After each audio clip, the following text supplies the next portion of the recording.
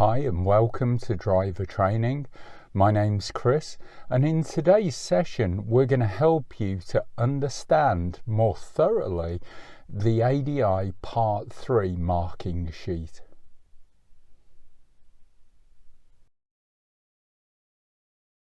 In a nutshell, the DVSA are just looking for three things on your ADI Part 3 test. The first is there a point to what you're doing today? Secondly, is it safe? And thirdly, did learning take place? That's it. So understanding the ADI Part 3 marking sheet will give you a better chance of success in the test.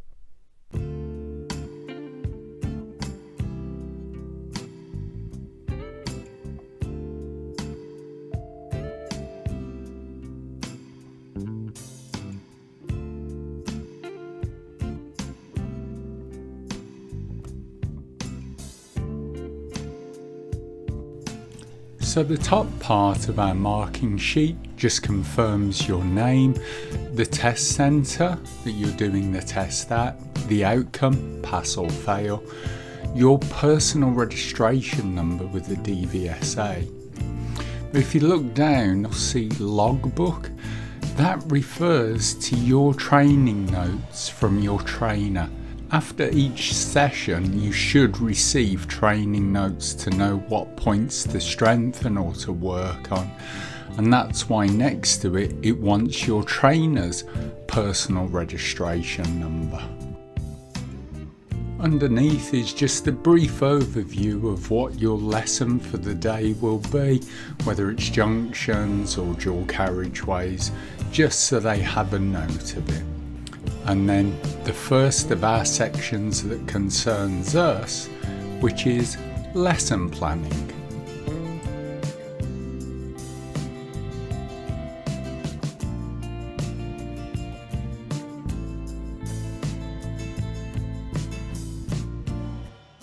So our first point on our marking sheet, did the trainer identify the pupil's learning goals and needs?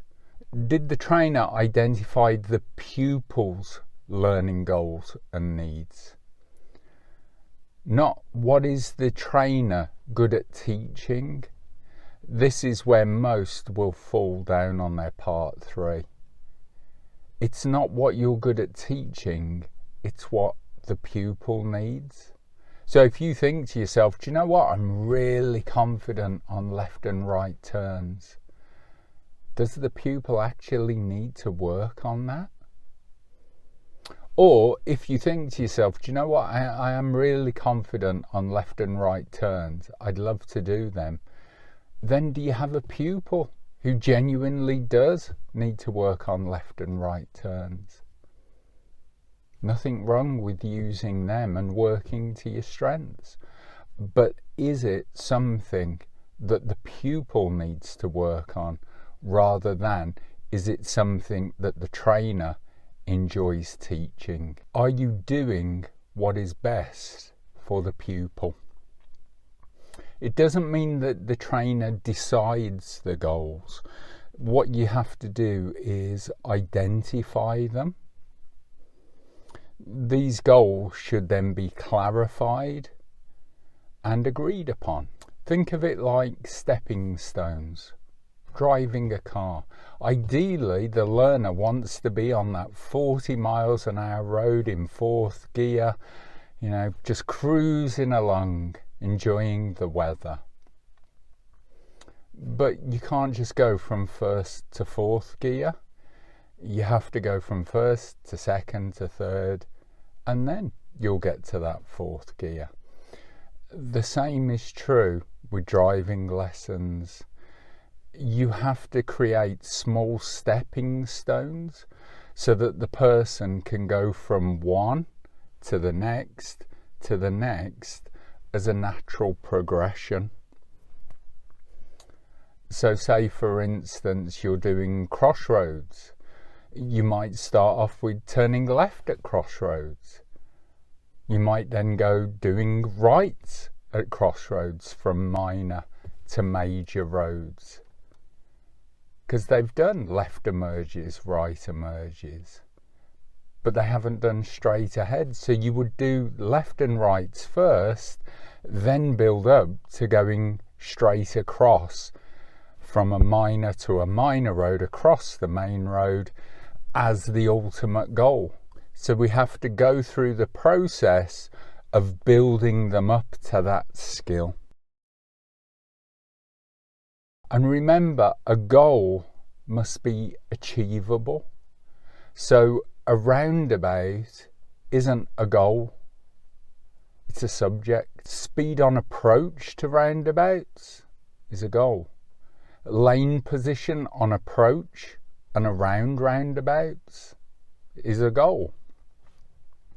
Judging gaps in traffic at roundabouts is a goal. Pulling out and getting up to the speed of traffic, that's a goal.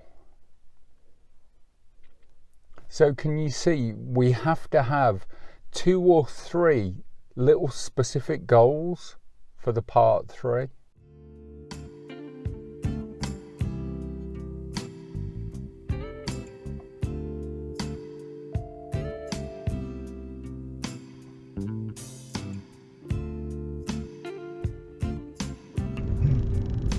At the roundabout, take the second exit.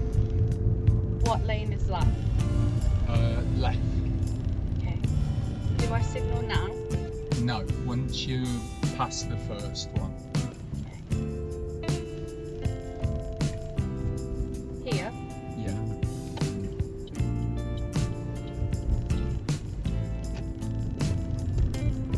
And at this roundabout, take the second exit. Is that left again? Left again, yeah.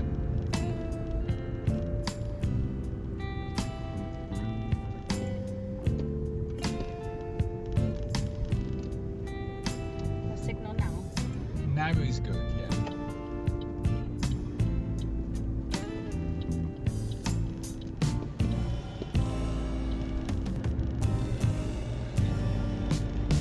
At the roundabout, take the first exit. So remember, signal down. Now? Yeah.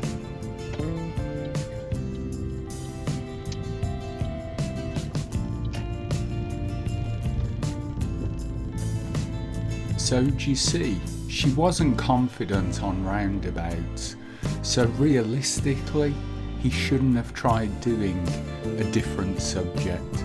Get them confident with roundabouts first, then progress.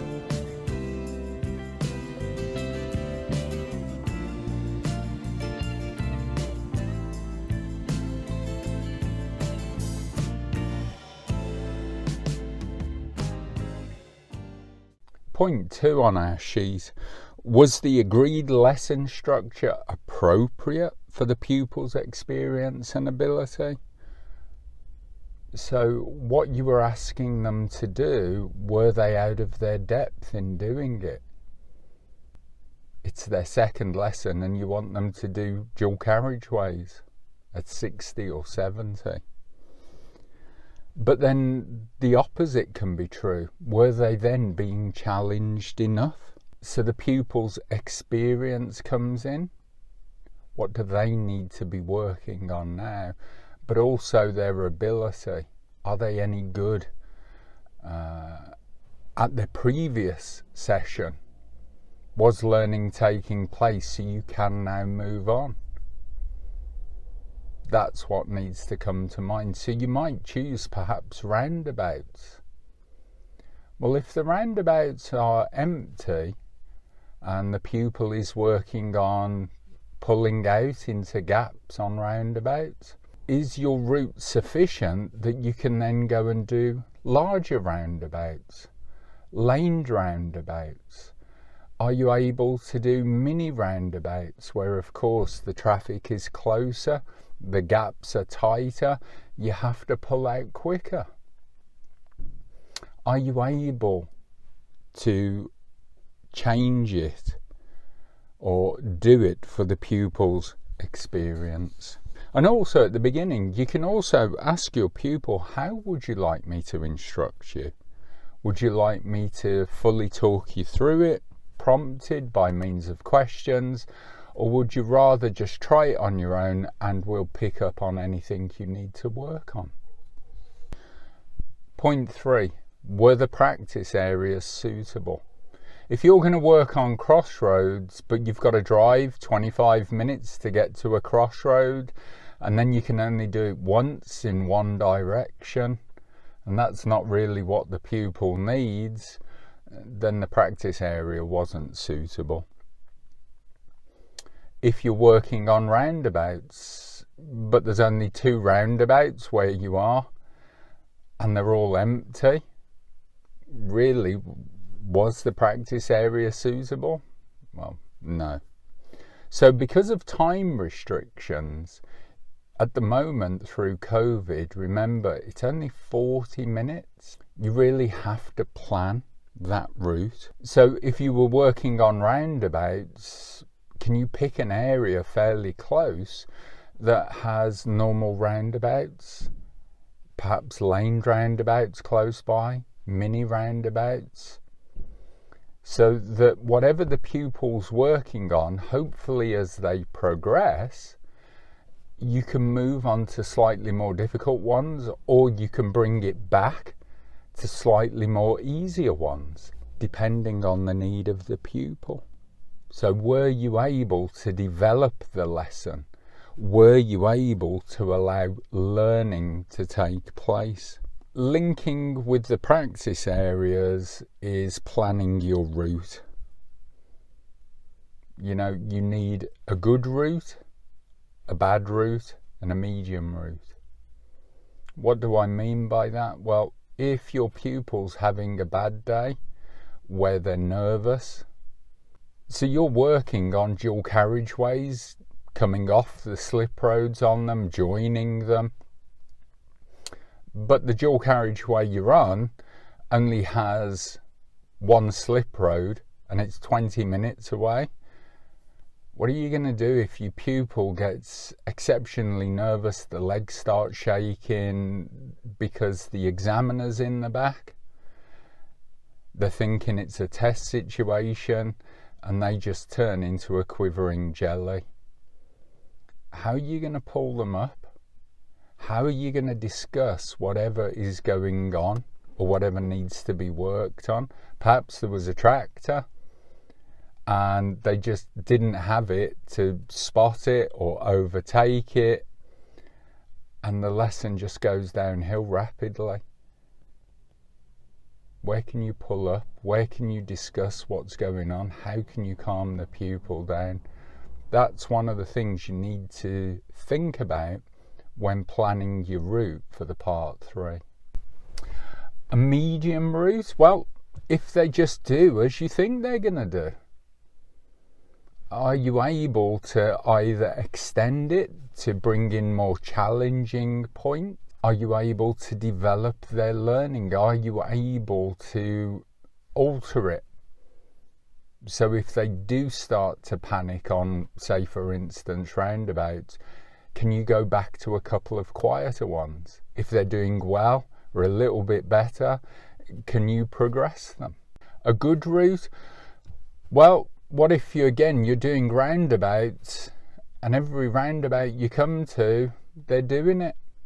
It's one of the things for the ADI and the standards check, no matter how well you know the pupil, they never react how you think.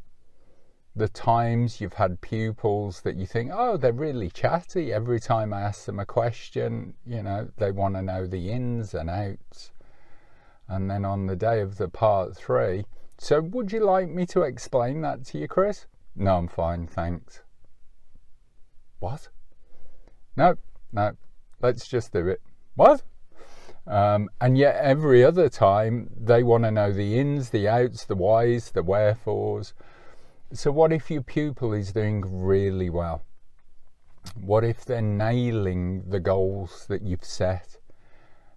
Can you up it? Can you go on to the next subject? Do you have a route available where you can introduce something more difficult? All this is part of planning a route.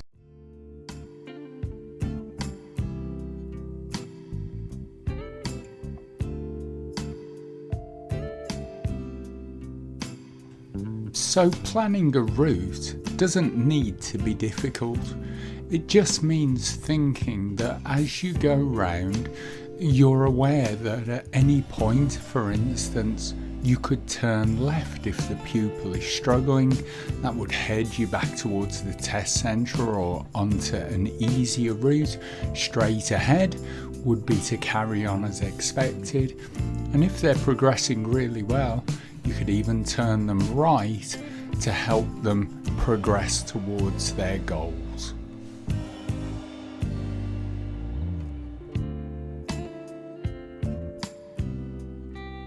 Now, this is an example of a trainee who was working on meeting situations. We've come out of the test centre and we're looking for those opportunities. But as you can see, the roads that were being taken down don't have many or even any opportunities for meeting situations.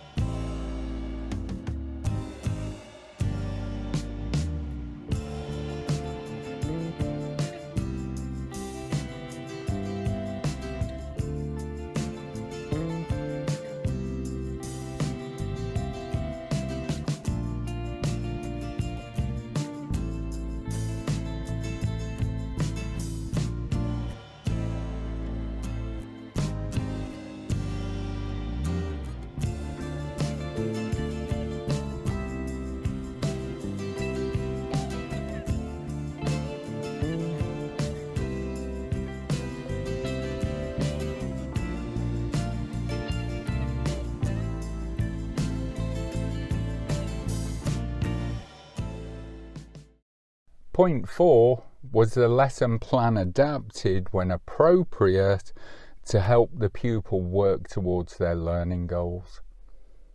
It's probably one of the major reasons for failure in part 3, that we have a plan and we're going to stick to it. We're doing crossroads, that's the whole aim. But the pupil is super nervous on the day, she's stalling, she can't move off, or he can't move off without stalling the car, but we're just sticking to crossroads. Wouldn't it be better to pull them up and say, look Chris, I know we were planning on doing crossroads, however, because of the man in the back or the lady in the back, I know we were planning on doing crossroads, but because of the person in the back, I think we're kind of nervous, which is understandable and it's fine. But one of the things with crossroads is being able to move off safely and under control. And at the moment, we seem to be having a few problems with that. How about we put crossroads on the back burner for the next few minutes and just go back to moving off safely and under control? Because, you know, it's something you'll need when you've passed your test and you got your 3 mates in the back of the car and you're heading to the beach. The last thing you want to be doing is stalling when you try and move off. And we don't normally do it, so I know it's just him in the back putting you off. So let's ignore him. Let's just concentrate on us. Does that sound a good idea? We'll just spend the next few minutes doing that, and then if time allows, we'll go back to doing the crossroads.